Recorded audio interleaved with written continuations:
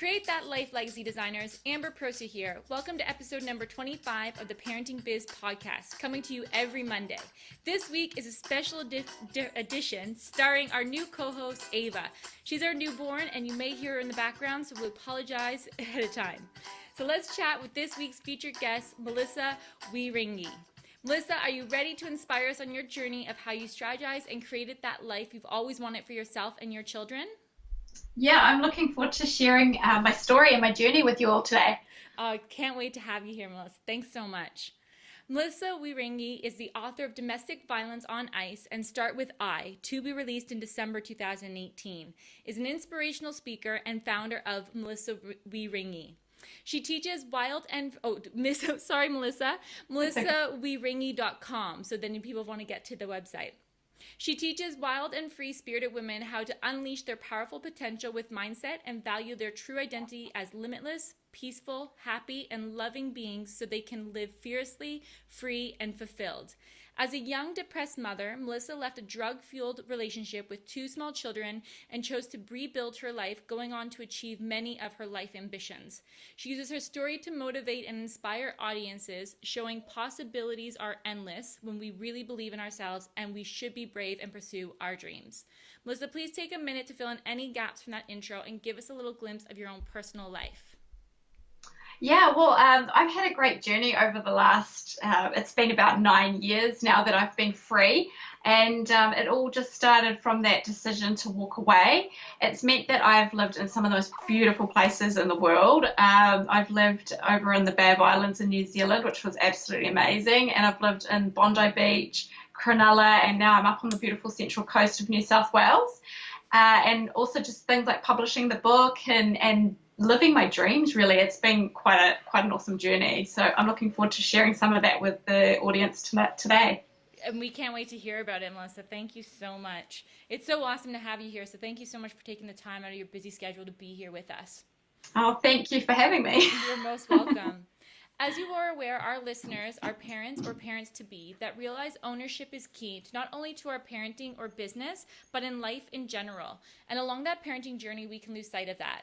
However, if we focus on life as a game or an activity or a sport, not only can we learn to let go easier, but we can also gain strength from our mistakes and design our core focus to be one of laughter, joy, and most importantly, having fun, just like a 5-year-old kid in the sandbox. So this week, our entire interview will be acquired around the video game Mario Kart. So let's put on our wheel strap, if of course you're playing on a Wii component, choose your player, and let's start today's game called Start With I. Now, you guys are all aware this is just an analogy, and we can create and design our lives any way we want.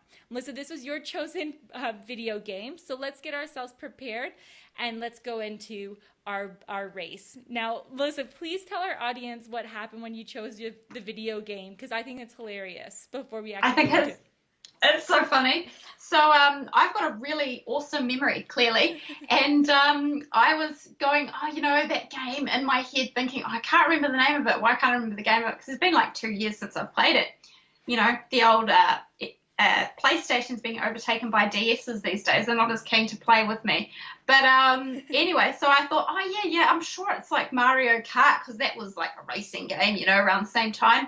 Anyway, I told the kids, we should get that game out. We haven't had a game for ages. And they're like, what game, Mum? And I'm like, the racing game, the one we used to play all the time, Mario Kart. And they're like, what? And I'm like, we had all those players and we'd race all the time. And it was heaps of fun and we'd laugh. And they're like, Mum, you're talking about Sonic racing. Oh.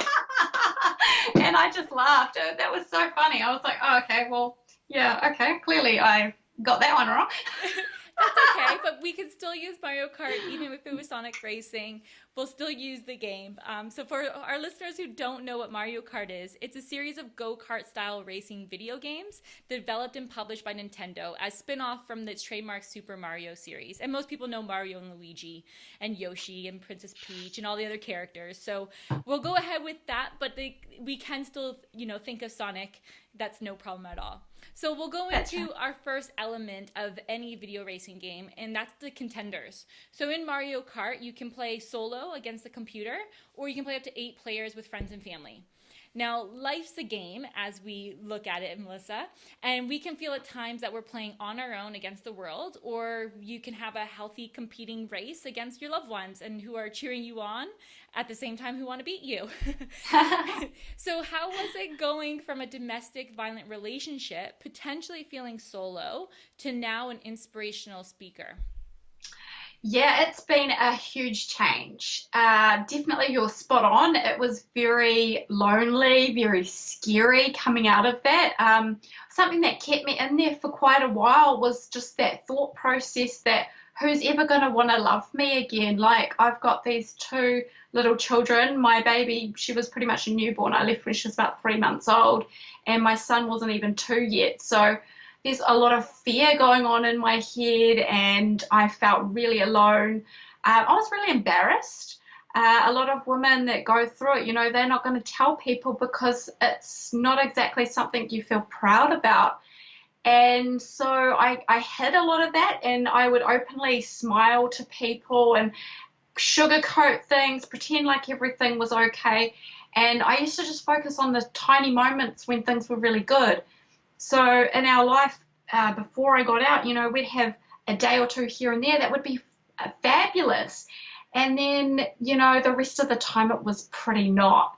And so coming out of that, it was really hard, and accepting what I'd even been through was really hard. It wasn't until I saw a psychologist who actually showed me a power and control wheel that I began to actually look at what I'd been through and realize that I'd been through a significant amount of psychological abuse, because I didn't understand it. I didn't even think that was what it was that I'd gone through. So to come out that side, and I had to rebuild basically from scratch. And that's something that I've become very grateful for, because not many people get this opportunity to hit a rock bottom and then go, oh my gosh, well, instead of wallowing down here in sadness and misery and how terrible my life has been, I've got now an opportunity to create it how I want. And from that moment, things have just changed, and very quickly they changed, and that was incredible. And now, it ended up being, I think about 3 years later, I married. I found a partner who I already knew, married him not so long later, and so we've been married for about coming up 4 years, and we've got our another baby, and we live with my older kids, and life is, as good as it gets, really. I mean, obviously there's always something to strive for, but yeah, I love it. I love it. It's so different being in an environment where I'm supported and not worrying about stress and anxiety and when is he going to turn on me. So that's nice. Yeah, no, that's brilliant. And I love how you actually are grateful for the experience, because I'm a firm believer things happen for a reason or reasons. Just we obviously need to learn whatever life is trying to teach us at the time. And I love that you said that this is an opportunity, and not everyone gets an opportunity to build themselves back up from rock bottom, because I think that's sometimes a great spot to be. You can pick up all the pieces, or which pieces you choose, and leave the rest behind and start from scratch. So that's brilliant. And please tell us a little bit about what your life is now. So, because what was that time frame? I know you said 3 years later that you now with your partner, now you've been married for 4 years, but what was that in like a chronological or just like an outline overview of, meeting that psychologist to then starting to take ownership and just realizing your own responsibilities or your key differences of what you can rebuild to then now where you're at of, complete empowerment? Yeah, it was a interesting process. So coming out of it, that took me probably about, I would say like about 6 months off and on roughly to get out of the situation properly, so to actually be properly free from it, because I guess that's something that people don't understand. Maybe I should touch on that a little bit. When you're trying to get out of it, you've always got this person pulling you back. And the thing that people don't see is sometimes there'll be some moments or something that person's clinging on to. So for me, it was, I really just wanted to have, a happy family. All I wanted was me and the father of my children. I wanted the platonic family. And that idea was just like, but we've had these nice times together, and I held on to those memories. And so when things went bad, I'd I'd get him to leave, or I'd run away for a little bit. And then he would do the, oh, I'm sorry, I'm going to change. And it's that hope, that hope, you hold on to it and you go, okay, like, do I really want to throw it all away because I've been through this for 3 years now? Should I not give it another go and try again? And I think I'm really lucky because I had a probably a shorter stick than most, and I got sick of it really quick. So I saw that things weren't changing, and I did end up becoming brave enough to leave. And I still think, far out, I should have left way before I did, but I did it. And so the process of getting out, that took about, anywhere from 3 to 6 months, depending on where you look at it. And then after that, I really wallowed for a good solid 3 or 4 months. And that meant, like I was trying to drink or hang out with people or go out to try and just get away from the truth of what I was living. And then the really beautiful thing was, it was about that 3-month period after I'd properly got out that I got to see this psychologist. And he was a court-ordered blessing, because I went in there and he said something to me along the lines of, it sounds like a bit of a case of poor me. And I went, what? And he's like, it sounds like maybe a bit of pour me a drink. And like, I'm sitting there going, how rude, like, you don't even know me, like I thought it was like, that was really confronting. And then, but it was funny because in a way it kind of hurt, but in a way it kind of woke me up. Hearing someone say to you, well, are you just walking around going, oh, poor me, because I'm the victim here, I'm the victim, he did this, he did that. And that was the truth.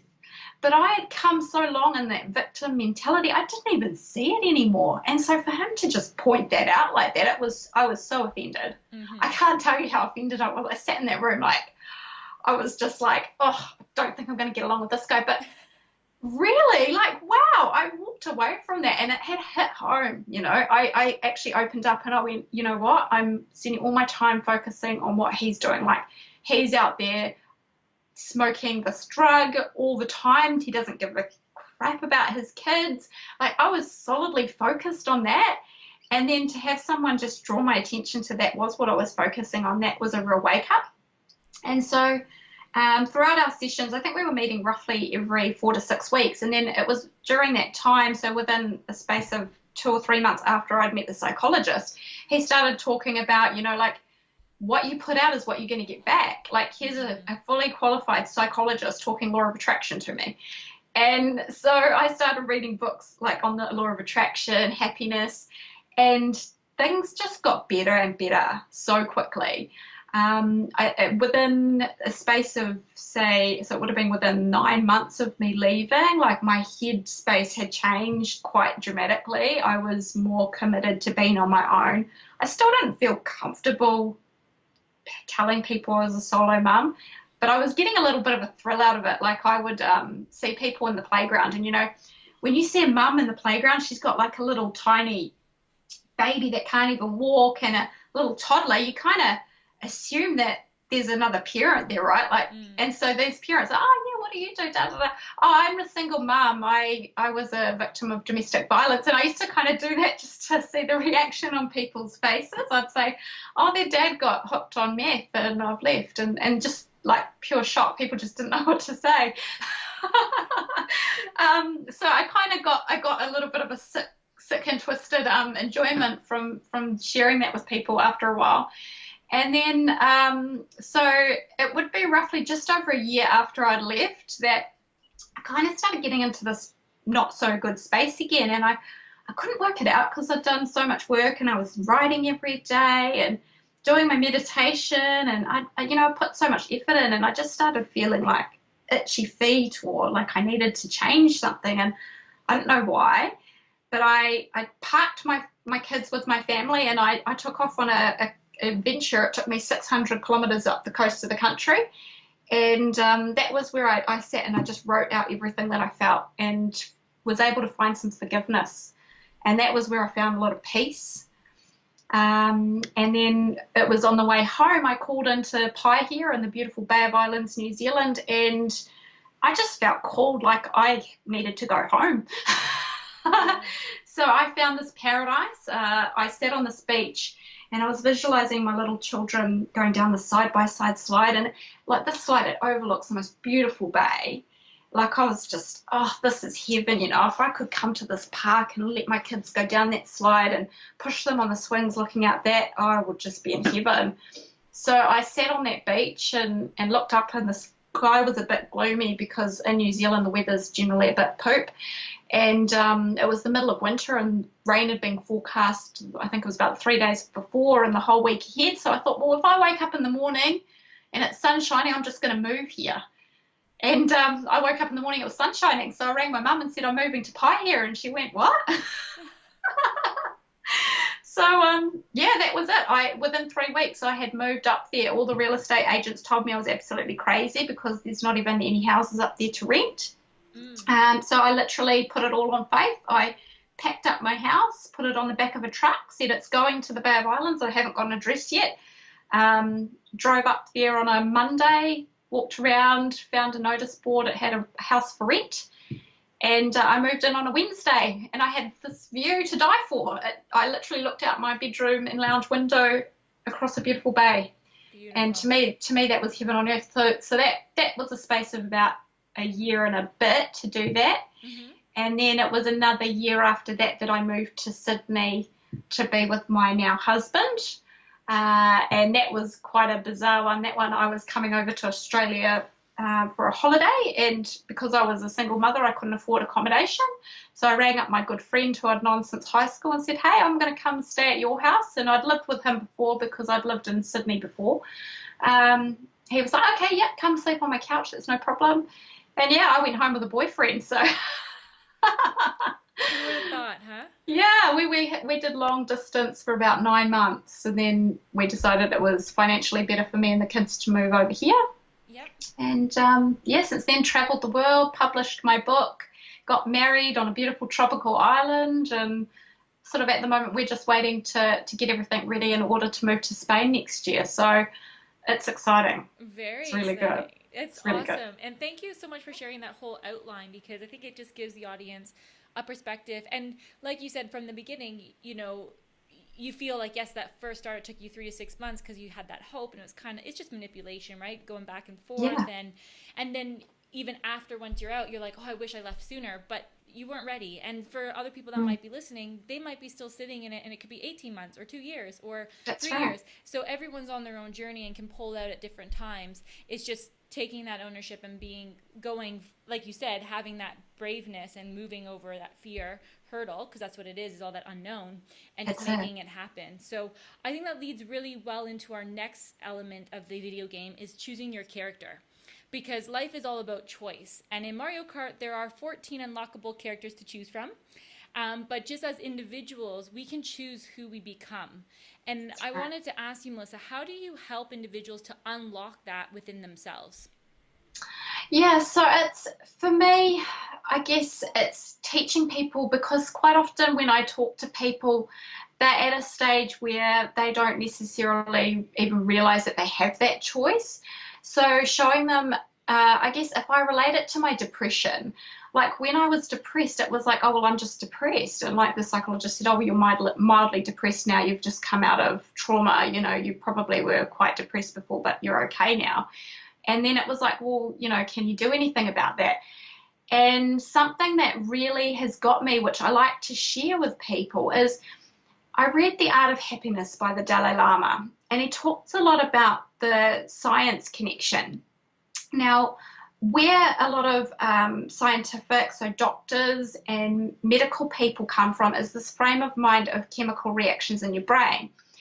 And it's unfortunate because sometimes they tell you, oh, well, it's because of your chemicals in your brain and that's why you're depressed. And so people are like, oh, well, I'm just depressed. But the Dalai Lama points out that, well, what if the chemical reactions can actually be manipulated by you choosing your mood? And then they were like, oh, no, you know, like that's not really a thing. But science has actually proven that in a lot of cases, and I'm going to say fair call if you're not one of those people, because if you don't think it's going to work this way, then it's never going to work for you. Just saying, if you believe in it, it possibly will work, but if you don't believe in it, it ain't going to. Yeah. But he said, you know, if you change the way you're thinking about things, then you could potentially change the chemical reactions in your brain. And I was like, oh, I like this guy. Yeah. Like, I didn't want to have meds. That was the whole reason I didn't want to go through a psychologist, because when I had all the abuse, I knew I needed help. Like, I got to the point that I was, like, suicidal, but I didn't want to go to a psychologist because I didn't want meds.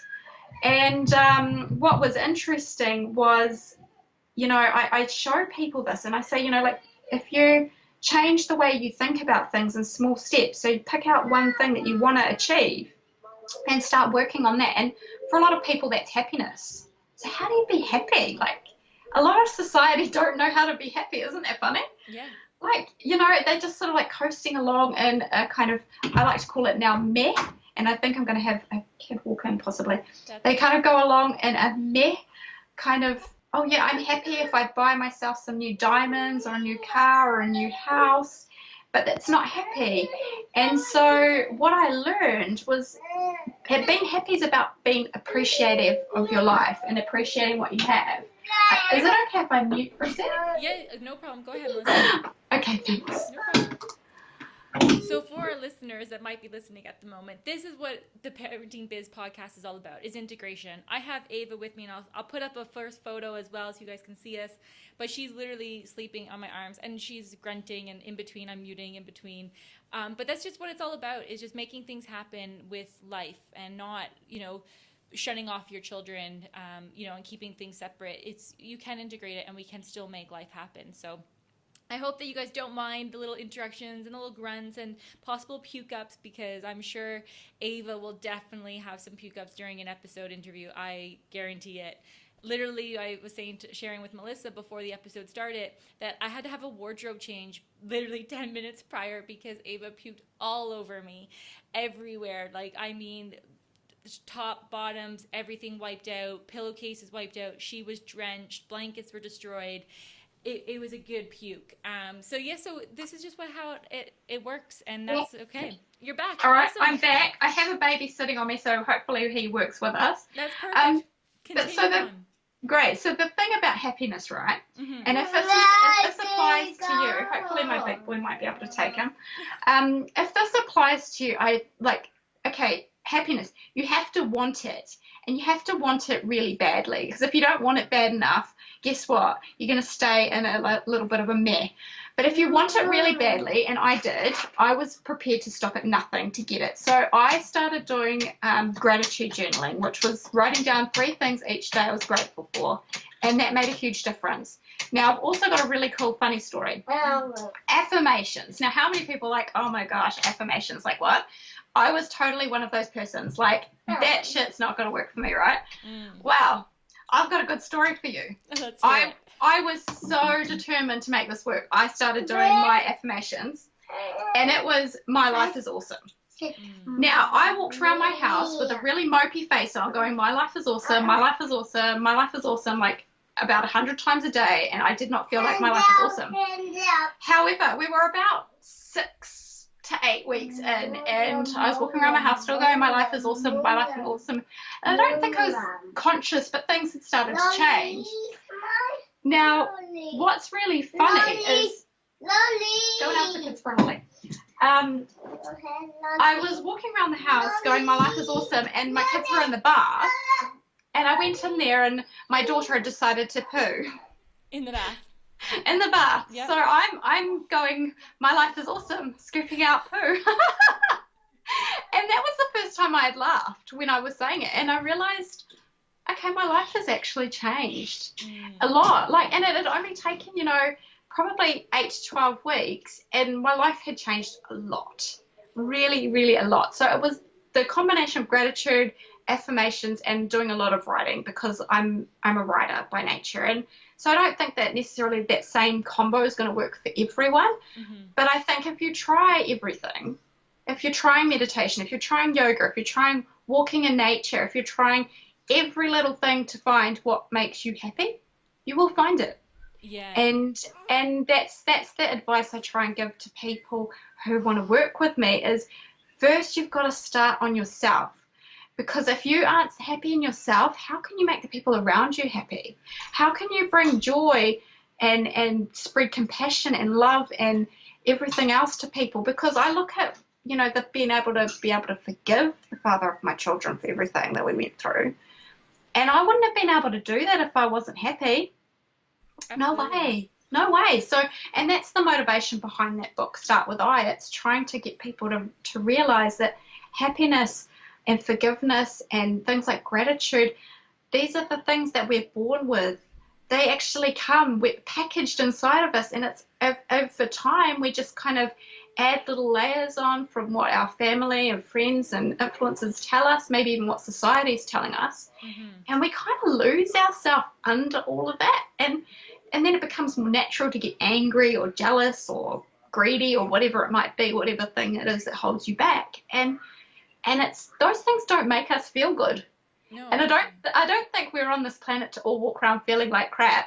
So, you know, I think it's really important to tap back, and if we can at least get to that happy stage, then that opens the door for so much amazing to happen. Yeah. It's just incredible. And I just want to just draw back to some points that you made, Melissa, just to emphasize them. One of the things that you said from the beginning was that you wanted it. Like, this is like, no, like, I'm breaking through whatever comes in my way, and I'm making this happen.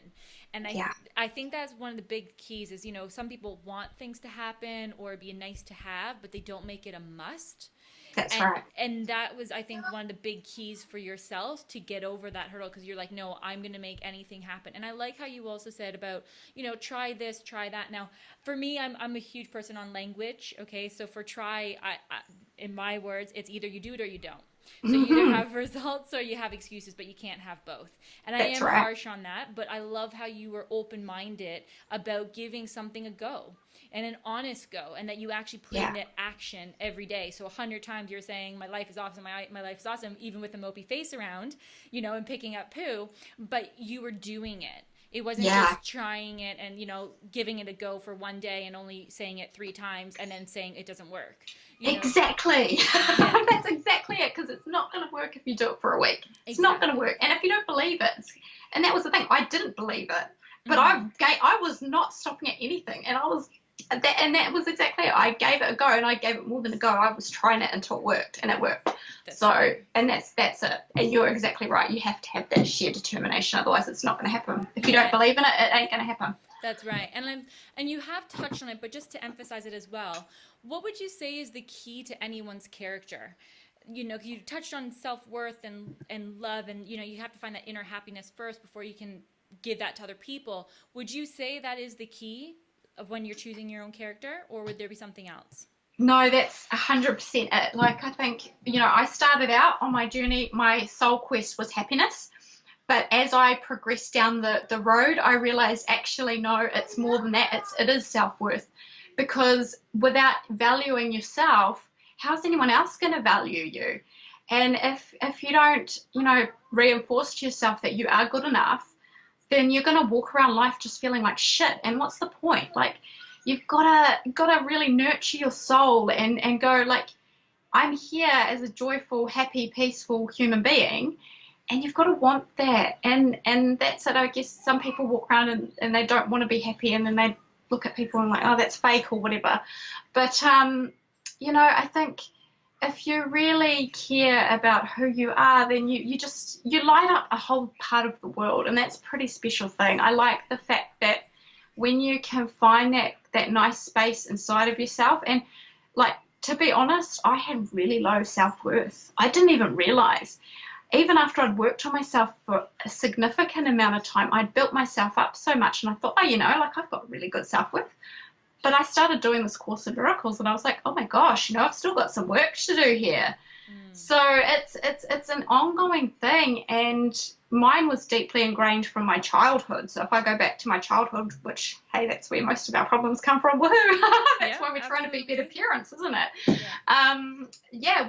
I felt like my parents didn't even really enjoy me. I felt like a burden on them. So I had like a huge thing where I was searching for love all the time, and being able to heal that and go, okay, like, I'm good enough as I am, and I can be this nice human being. I can be kind and grateful. And it all ties in together, because I think once you start appreciating your life, you start, things just sort of slide into place. It's all kind of connected in a little way. If you feel happy and connected and grateful and you can express forgiveness, then your self-worth, it grows because you feel like, oh, I'm contributing something beautiful to the world. So it's, it is. It's a huge thing. And it's not something that happens overnight. And I think, like you've said, it's not an overnight experiment, and there's no pill that you can just take and then instantly. I think that's part of our society's problem a little bit is, you know, we've all been brought up being told, oh, you know, this pill will fix this, that pill will fix, but no, it's an ongoing, lifelong commitment. And I know for a fact if I stop my practices, I will start spiraling back down. Because I've done it before. There have been lapses in my life where I've let things go, and then I go, oh, hold on, I'm starting to feel the depression cloud coming back, and so I'll have to just boot that back up again and make sure I don't quit on it. And that's a process. It's not just a wake up one day and feel happy and that's it. You've got to work on it. Yeah. And I love that you brought that up, because that's one main key reason of why this podcast even came of existence, is because I feel, especially with parenting, we can lose sight of our own identity when we have kids. Yeah. And it all starts with the self-worth. And I really do believe, like how you mentioned, it all comes from our childhood. Well, now as parents, if you know that as that, then you can actually make that difference for your child by showing them that you can actually love yourself. And like you said, it radiates amongst in the room and wherever you are. And I think the kids, they see that, they pick that up. They're going to learn from you. So I think that's absolutely brilliant. So let's move into the next element, which is the starting line, because we all start at the same place. But yes. There are a few key indicators that may enhance our chances of winning. And that, you know, again, for Mario Kart, it could be, are you paying focused time to the countdown, and are you hitting the button to start to go right away? You know, it could be mindset back in life, you know, it could be certain experiences. But I think this is a really great indicator, if you don't mind elaborating with us, your don't start with why when you apologize to Simon Sinek, but with the start with I, which is your book. If you could please go into that, that would be brilliant.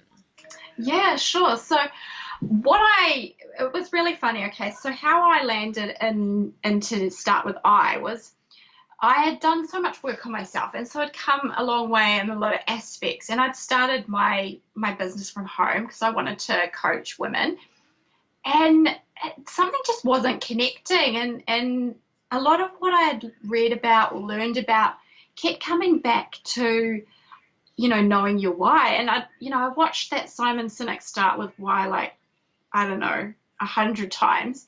And I was just like, well, hold on, like, that's all good and true for you if you know your why. But what if you're a multi-potentialite person who just feels like you're all over the place, and every time you find something you really like, it's kind of like, well, that's cool for 6 months, but now I'm bored. And I didn't know my why. And I was really worried. I thought, gosh, am I going to be unsuccessful just because I don't know my why? And it kind of was starting to look like that was the case. So that was the instigator, really, that started my journey back into myself a second time around to go a bit deeper this time. And, I realized, you know, if you don't have your why, it's because you haven't gone within deep enough yet, and you don't know who you are enough to know your why. And that's okay. That's not a bad thing. That's an adventure. But, I had to say, Simon, that's great for a lot of people who know definitely and truly who they are. Like, I look at people like Steve Jobs and go, wow, what an amazing man he was. Something that he said that just always just strikes me out is he says, don't waste your life living someone else's life. And I was like, this guy, he's known from the get-go what his life was about. The fact that he was able to overcome obstacles, sometimes we look at people like Steve Jobs or Bill Gates and go, oh, like, you can only see the end game. But if you go right back, these people went through hardship. They went through struggles. But the thing that's kept them on their course, that's made them so successful, is they know who they are. And it's the reason that they're working on something that they're so deeply passionate about, that's what pulls them through to get to that success. Yeah, absolutely. And that's it. It's like there is another TED talk about the multi-potentialite, which now I'm kind of a bit like actually know if you're a multi-potentialite, you don't know yourself well enough. You need to go back within, because you can enjoy and be passionate about many things, because I am that person, but that's not telling you who you are. So and you need to go deeper. Yeah, what is the multi-potentialite? Is that right? Yeah, multi-potentialite. So there's a talk there. I'm really sorry, I can't remember the name of the lady who does it, but they're talking about people who are really passionate about things, and they'll be passionate about them for anywhere from a period from, say, 3 months to maybe 18 months. And they get really enthusiastic and passionate and learn everything that they can, and then they want to try something else. And so then they never really become like super expert level at anything, because they're always continually picking up new things. A lot of people resonate with that, and do you know what? I've kind of got a little bit of a theory on it. Is that when we go through school, right, there's this, I guess, a little bit, maybe our generation, maybe not so much for our younger ones. I don't know, I homeschool my kids now because I'm so, like, a bit new age. But with schooling, when I went to school anyway, it was like there's so much pressure to do well in everything. Like, they want you to be a straight A student, and that's success. But what it is it's taking you away from choosing one thing that you know, like, it doesn't have to be one thing, but one or two things that you're really, really good at, and focusing on those and becoming really, really good at those things. So, like, for instance, if you're, like, really super, super great at art, and if instead of just doing, like, everything and art, if you just did all art and everything else that you need to be a beautiful, amazing artist, then of course you're going to be a top-notch artist. But if at school you'll get all this pressure to now, like, you're falling behind in maths, or you're not doing that great in English, or your science is poop, so now you've got to work on that instead. You're taking all your beautiful energy away from what you're naturally good at and who you actually are, to focus on things you don't even enjoy because someone wants you to get an A. Like, and this is part of the problem that I see with education as a whole, is that we're not letting the kids be who they are. They just got to be average or B or C students or whatever, because they want to get into a uni or whatever. Whereas with my kids, I'm like, figure out what it is you actually like, and then we will do everything and anything to get you educated in that path. Yeah. And I think nowadays, too, especially when our kids do become into that, let's say, teenage years where they may be going to college or university, that may not be their route. Yeah. You know, like you said, education can come in ways. I'm not too sure what your child's doing. I wish I could see the video, but they sound really engaged with their activities. Yeah, blowing raspberries right now and trying to play with the microphone. So that's awesome. Awesome. Well, we're nearly done, so then you can go and clean them. We'll go through our final element, which is called attitude, because we all know playing video games can bring out our true colors. So we can have anger and frustration, which are common two behaviors when we unleash during a game. Especially in Mario Kart, for those who have played while you're competing against your friends and family and falling off the winding, slim rainbow roads. Very frustrating. But how have you taken these feelings of anger and frustration and used them to connect with your true self and let them guide us to a more positive state? Yes, what a good question. Thank you. So, yeah, okay, so anger is something I've actually really struggled with.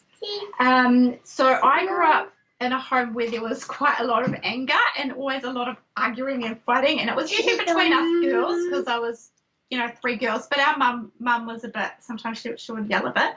Sure she'll love me saying that.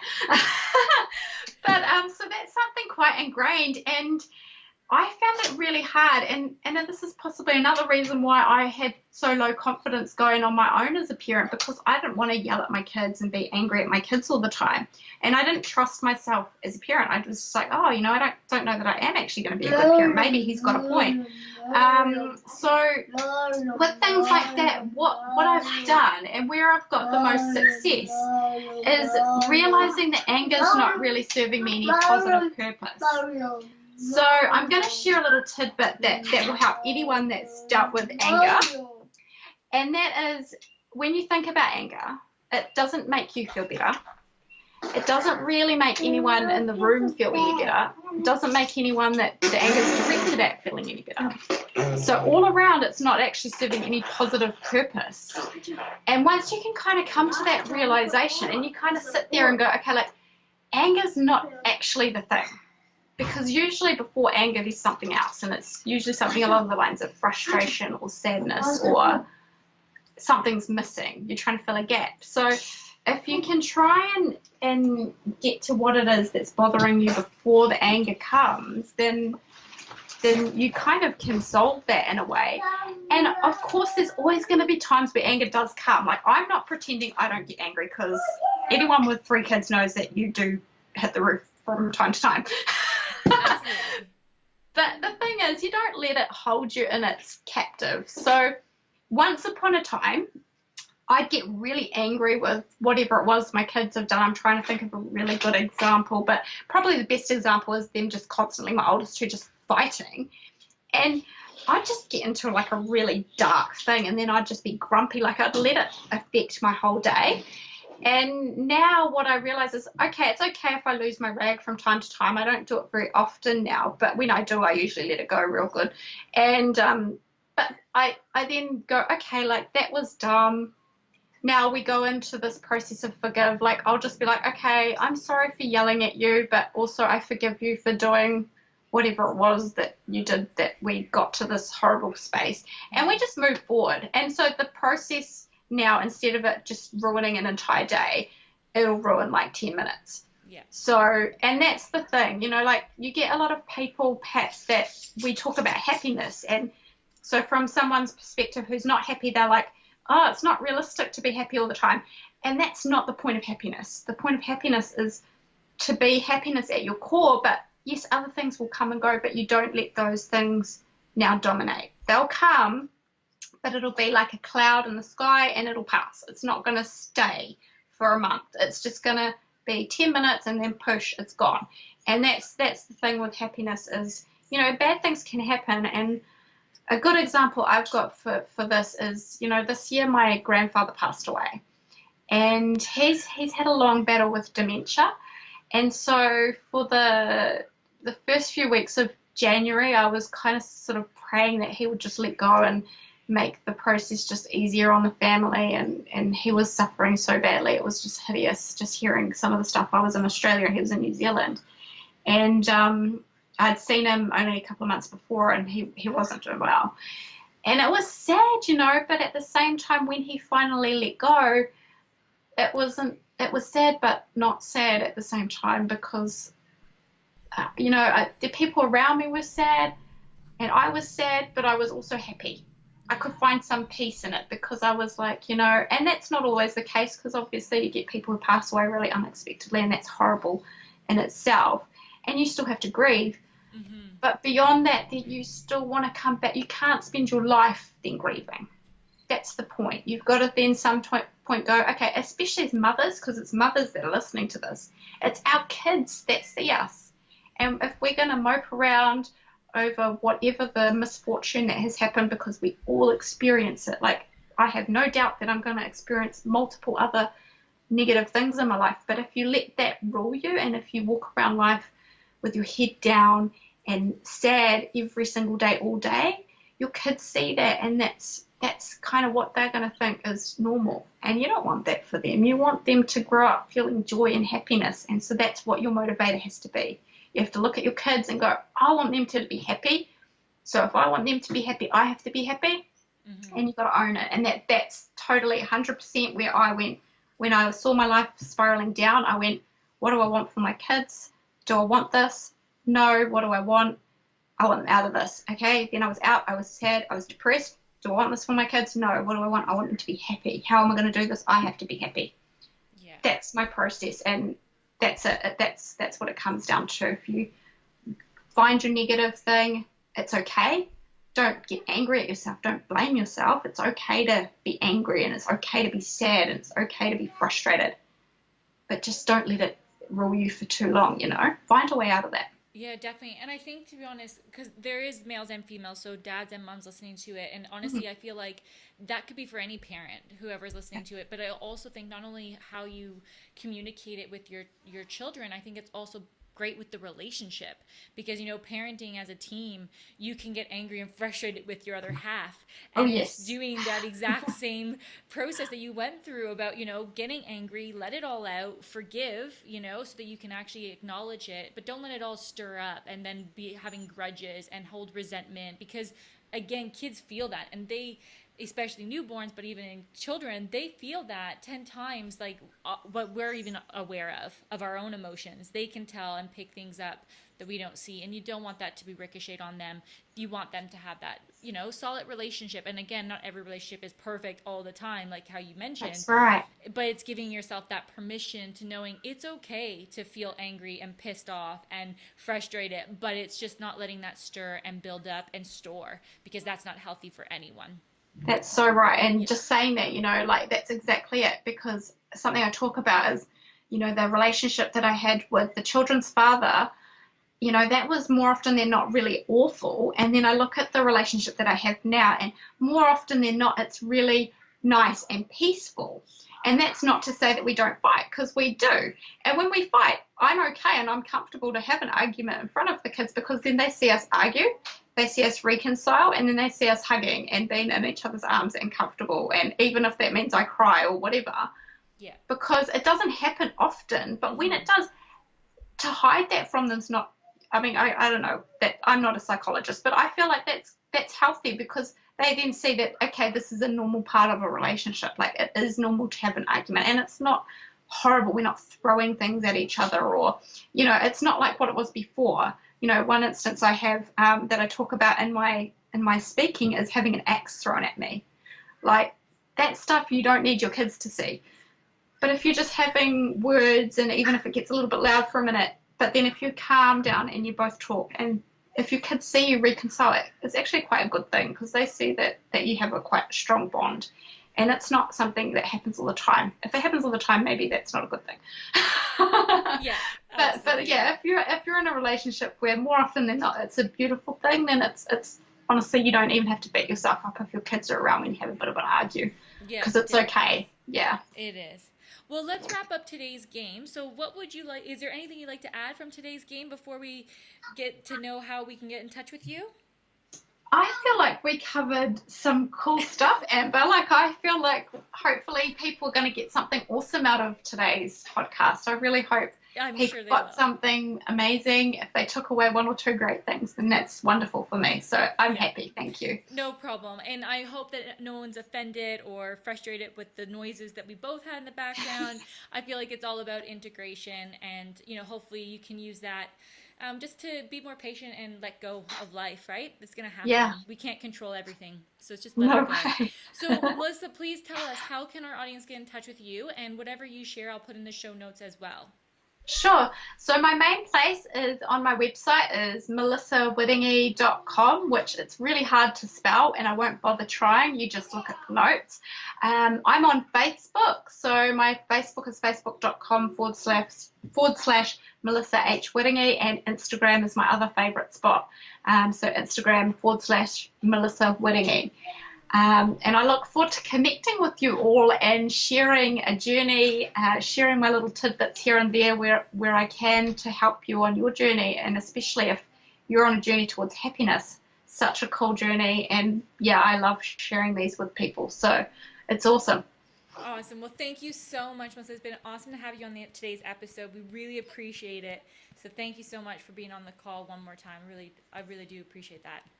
That's okay. I've really enjoyed it. It's been so much fun, and I've thoroughly enjoyed it, and I'm just looking forward to the feedback. I know that some people are going to really have enjoyed today, so thank you again. No problem. Well, thank you so much, listeners, for listening to today's episode. We appreciate and love you all. If you've enjoyed it, please like, subscribe, or follow us on your chosen platform, and of course, share it with anyone you can see benefiting from it. For those who are brand new listening to our show, you can find us on iTunes, YouTube, Stitcher, Podbean, and Spotify, and we'll be releasing our next episode every Monday. So look forward to you having tuned in then, and have a wonderful week. Bye, guys.